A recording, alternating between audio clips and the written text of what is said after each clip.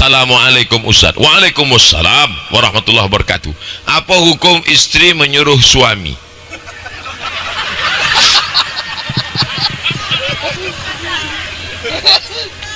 Kaulan selesai lah ini. Apa hukum istri menyuruh suami imam sholat jamaah di rumah? Coba sobikan ke ambo hadis Nabi jadi imam, makmumnya Aisyah di belakang, sholat maghrib, sholat isya, sholat subuh, sholat zuhur, sholat asar. Aduh, kalau ada amo ingin belajar kitab apa? Sahih Bukhari, Sahih Muslim, Sunan Abi Daud, Sunan Tirmidzi, Sunan Nasai, Sunan Ibnu Majah, Sunan Bonang. Nggak ada. Nabi sholat 5 waktu ke masjid. Yang sholat bini jadi makmum itu bukan sholat 5 waktu, sholat tahajud. Kok bini ndak mengaji? Apa suruh laki? Bang, siko, imam. Yes. Laki pula anggota istri, ikatan suami takut bini. Oleh sebab itu ar-rijalu qawwamuna 'alan nisa. Laki-laki menjadi pemimpin bagi perempuan. Khuliqatil mar'atu min dila. Perempuan ini diciptakan dari tulang rusuk yang bengkok. Tulang rusuk yang paling bengkok yang bagian atas, a'wajuha a'laha, yang paling atas itu paling bengkok. In aqasta aqamtaha kasartaha. Kalau tulang rusuk ini kau paksakan lurus, dia akan patah, lepas patah. Tapi kalau kau ikut bengkok. Pak Kades kalau ikut bini, Kades bengkok. Pak Bupati kalau ikut bini, Bupati bengkok. Anggota dewan kalau ikut bini, dewan bengkok. Ustadz kalau ikut bini, konai Jawa. Oleh sebab itu maka ada saatnya mengikut. Abang mau lawak tahajud, kira-kira diikut apa enggak? Rahimallahu mar'atan, Allah merahmati istri-istri aiqazat zaujaha, yang membangunkan suaminya. Dibolinya pistol, tembak-tembakan anak-anak, malam tembaknya lakinya. Bang, sembahyang.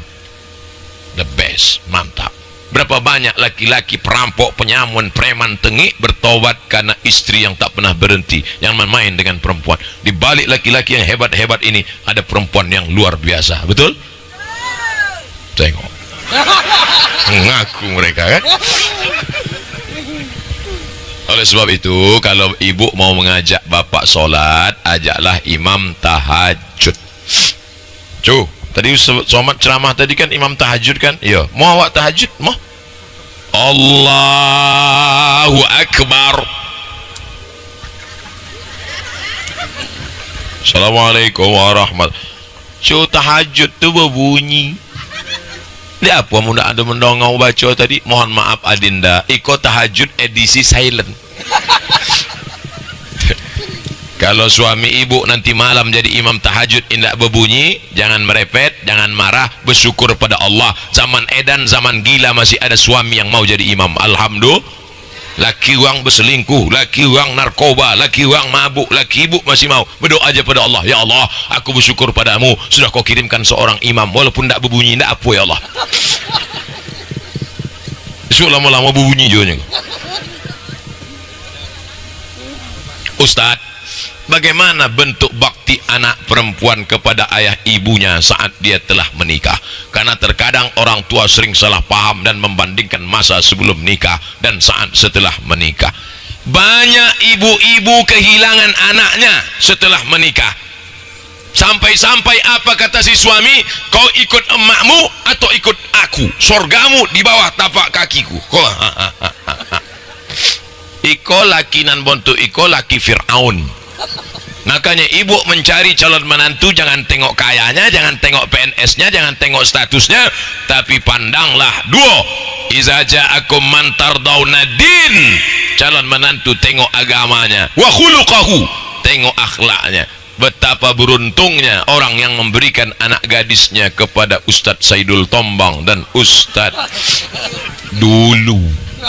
Akhirnya bilah. Ngakonya nanti jangan terpukau dek motornya elo.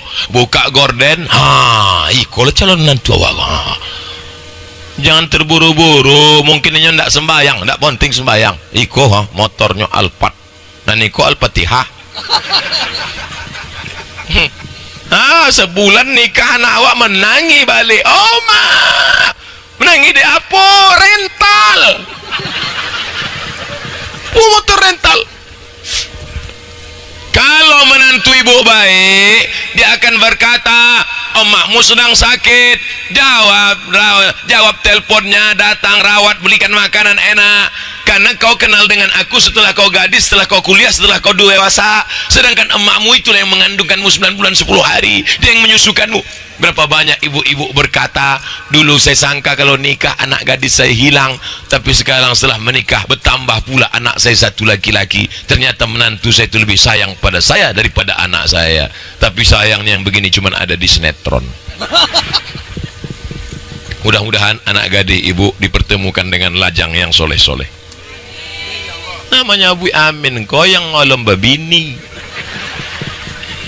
Kau lah anak susun paku.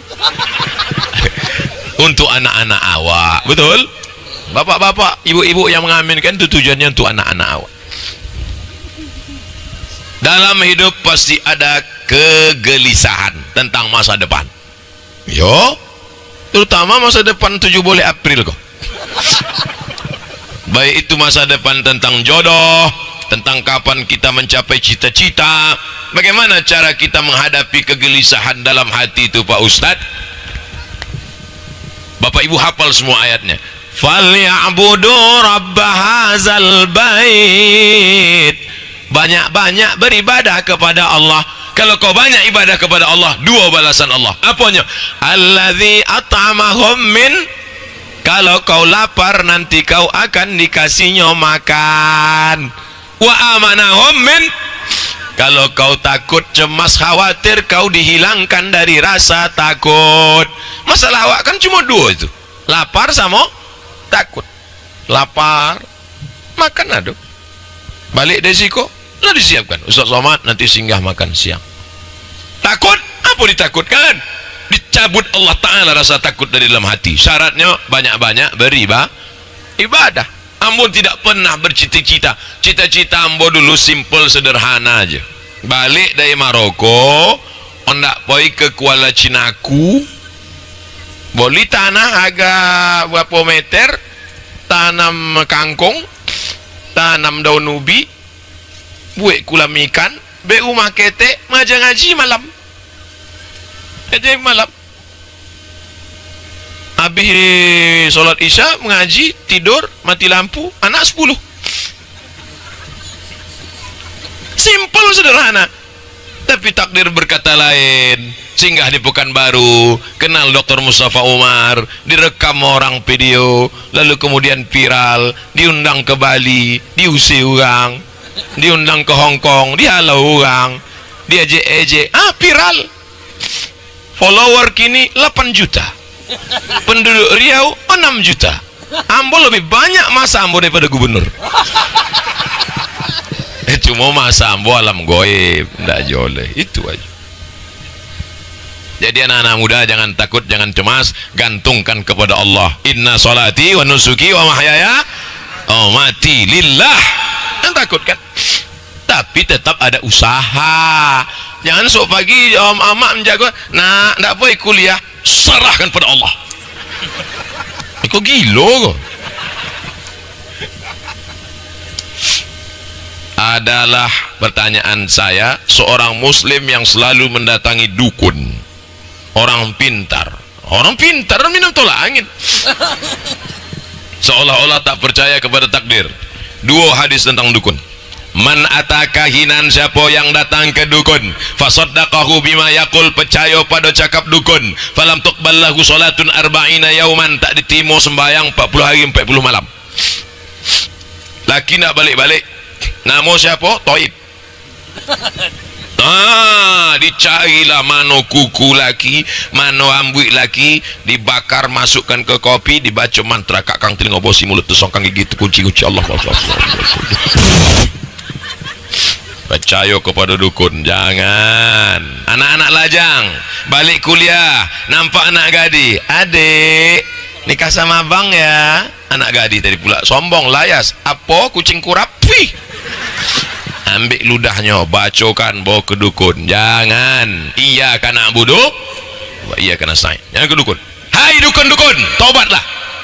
Dukun segala dukun, hantu segala hantu, bertobat kalian. Ya Allah, udah aku sampaikan ke dukun-dukun. Beko kalau dukun kau menyantet ustad, nak takut ustad. Orang gobah sebanyak iko mendoakan ambo. Nggak akan monang doa dukun dibandingkan doa orang gobah, betul? Banyak aja takut ke dukun. Bismillahilladzi la yadurru ma'asmihi syai'un fil ardi wala fis sama. Ambo sawi nama Allah. Kalau dah ambo sawi nama Allah, satu pun tak dapat memudaratkan baik di bumi maupun di langit. Dukun tu di bumi apa di langit? Baik di bumi maupun dukun di langit. Tak ada yang dapat memudaratkan. Minta pada Allah. Bismillah tawakkaltu ala Allah. La haula wala quwata illa billah. Yang takut. Seperti apa siksa dosa dalam kubur maupun di akhirat bagi manusia yang suka mengirimkan penyakit pada orang lain melalui dukun? Banyak dukun gua. Sakit hati, dondam kesumat, diambil miang tobu, diambil miang buluh, diambil miang hutan, kumpulkan miang segala miang, dikikiskan pulo omeh, dipanggillah dukun hantu jin setan jembalang tanah, lalu ditiupkan racun santau ke dalam kopi, diminum orang, muntah darah, mati. Senang hati, dendam kesumat, diambil air orang mati, air memandikan jenazah, disiramkan ke warungnya supaya orang yang lalu di warung tu macam menengok kuburan, tak laku-laku dagangan. Siapa punya kojo? Setan. Surat Al-Jin juz 29 minta cukup pada anak gadi kau ndak mau, cinta bertepuk sebelah tangan, cinta ditolak dukun bertindak, cinta kelapo, awak cinta orang ndak apa-apa. Akhirnya diambil tulang pukang, binatang yang paling malu pukang. Bagaimana binatang kau pukang kau malu, begitu pula lah anak gadis kau malu sampai mati. Cukup sama anak lajang kau pula dah ada jodohnya. Apa caus supaya anak lajang kau ndak berbini sampai mati? Diambil paku, dipakukan ke batang durian, mati durian kau, abau nikah lajang kau. Iko kan kau jo hantu setan. Apa dipetui kan? Jadi apa balasannya untuk Allah Ta'ala siapkan untuk mereka ini? Ya'ti yawmal qiyamati bi salatin wa zakatin wa siyamin wa hajjin. Ada nanti orang di akhirat datang menghadap Allah, puasanya banyak, sedekahnya banyak, zakatnya banyak, infaknya banyak, hajinya banyak, umrahnya banyak, tapi ternyata amalnya itu berpindah kepada orang yang inyo sihir, yang inyo santet, yang inyo dukun. Oleh sebab itu yang berdukun-dukun bonti lah dukun. Sama dukun-dukunnya bonti. IDDI, Ikatan Dukun-Dukun Internasional. Saya punya anak angkat, saya asuh sejak dia lahir. Apakah saya mendoakannya sama doa saya dengan ibu kandungnya? Masalah doa iko ndak ada beda, doa ibu ke saya dengan doa bapak ke saya sama saja. Karena doa itu tergantung ta'alluqul qalbi, bagaimana kedekatan hati. Almar'u ma'aman ahab, orang akan bersama dengan siapa yang dia cintai. Berkulit hitam, lega, miskin, susah, budak, hamba sahaya memeluk Nabi. Kenapa kau peluk aku? Aku cinta kepadamu ya Rasulullah. Almar'u ma'aman ahab, orang akan bersama dengan yang dia cintai. Kalau ibu sayang sama saya, kalau bapak sayang sama saya, pasti bapak dan ibu doakan saya. Ustaz Somad, saya selalu ingat Ustaz. Sedang sholat pun kadang ingat Ustaz. Waktu baca Qul huwallahu ahad, Allahus somad. Somad itu bukan nama ambo. Somad itu nama Allah. Iko adalah Abdus Somad. Aku hamba Allah. Oleh sebab itu maka ibu punya anak angkat. Ibu yang punya anak kandung, anak ibu lahir dari rahim ibu. Tapi ibu yang punya anak angkat, anak ibu bukan lahir dari rahim, tapi lahir dari hati ibu. Berapa banyak yang lahir dari rahim tapi tak lahir dari hati, dimasuknya ke kresek, buang. Tuh panti asuhan di belakang Koki Sunda, tanya sama Pak Yazid, berapa banyak anak yang dibuang ibu kandungnya dalam kotak? Siapa nama anaknya? Bin Kotak. Koteh terakhir. Saya pernah mengikuti tes CPNS, namun tes terakhir sepertinya hanya mempertimbangkan besarnya amplop. Namun saya tidak mengikuti untuk memberi amplop. Tapi berdosakah saya jika ikut memberi amplop yang sudah jadi permainan seleksi? Di ujungnya ada pula tanda senyum.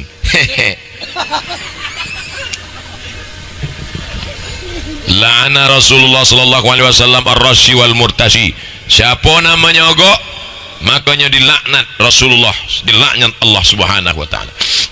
Gajinya haram, SPPD-nya haram, uang tunjangannya haram, gaji 3 bolehnya haram, THR-nya haram, pensiunnya haram, anak bini makan haram. Oleh sebab itu jangan ambil dengan sendok yang haram. Yakin tentang rezeki dijamin Allah. Berapa banyak yang menyogok sampai sekarang PNS miskin susah melarat. Kawan saya keluar dari PNS karena dianggapnya ini makan haram, akhirnya potong basuh sama ambo di Cengkareng. Ambo tengok, wang dulu kan PNS di Sumatera. Ya bonti ambo, terpaksa stres ambo. Bangkit pagi balik potong, dicek lock, ditekan atasan, diajak korupsi. Kalau ambo, Iko siapa? Bini ambo. Dulu bukan Iko nang ketiga. Apa cowok bini bisa 3? Kalau di PNS gitu. Kawan ambo dan PNS 1 pun payah. Ambo lah 3 gitu. Cuman apa? Mau? Ibu jambong, ambo ngetes saja tadi. Ternyata mereka masih anggota suami takut istri. Bapak Ibu yang dimuliakan Allah Subhanahu wa taala, maka yang ditanamkan ke anak-anak awak akidah bahwa rezeki tak berpintu. Iko ijazah ambo S1, iko ijazah S2, ambo sudah ikut seleksi UIN Suska jadi dosen. Dulu siapa ndak ambo kama? Apa kuasa nama ambo almarhumah? Nak, rezeki tak berpintu. Kalau memang kata Allah rezeki kau di UIN kau lulus, tak usah pakai duit, tak usah sogok, tak usah datangi Pak Profesor Ilyas Susti, jangan datangi Pak Profesor Nazir, jangan datangi Profesor Munzir. Pokoknya tawakal Allah. Kalau rezeki kau di UIN kau lulus. Kalau aku tidak lulus kalau kau tak lulus berarti rezeki kau di luar UIN. Allah bukakan pintu rezeki. Lulus sampai di UIN. Oleh sebab itu maka iko kadang orang tua menjerumuskan. Nah, ambolah kuliahkan S1, S2, aku ambo jualkan 3 kapling untuk nyogok. Sogok. Awak nan memasukkan anak awak aku dalam neraka jahanam. Mudah-mudahan awak termasuk yang menanamkan akidah ke anak-anak awak. Amin.